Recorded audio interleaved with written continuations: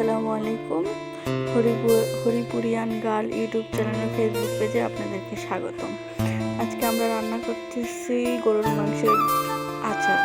গরুর মাংসের আচারে প্রথমে আমরা দেব 1 চামচ হলুদ গুঁড়া, 1 চামচ মরিচ গুঁড়া, 1 চামচ লবণ, সেই সাথে 1 চামচ ধনিয়া গুঁড়া, 1 চামচ এলাচ গুঁড়া, 1/2 চামচ গোলমরিচ গুঁড়া, 1/2 চামচ দারুচিনি গুঁড়া, 1/2 চামচ কালো ফল গুঁড়া এবং 1 চা চামচ আদা রসুন বাটা, 1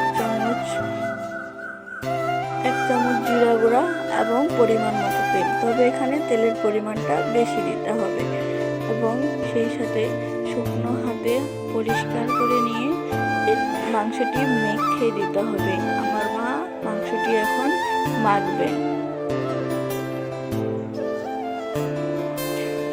মাখা হয়ে গেল, এখন মাংস চুলায় দিয়ে দেবো। আমরা যেহেতু মাটির চুলায় রান্না করি সেহেতু আমরা এখন মাটির চুলাতেই বসিয়ে দেব।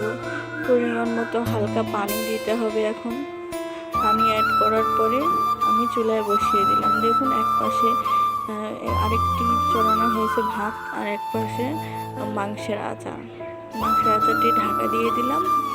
এখন সুন্দরভাবে এটি লো আঁচে জ্বলতে থাকবে। যেহেতু আমি পাশের চুলায় দিয়েছি তাই এটি আস্তে আস্তে জ্বলছে। দেখুন আস্তে আস্তে হালকা আঁচে এটি জাল দিতে হবে। এই যে দেখুন এখন যখন এটি বয়েল হয়েছে তখন একটু ভালো আঁচ দেওয়ার জন্য একটু এই পাশে চুলাটাতে দিয়ে দিয়েছি।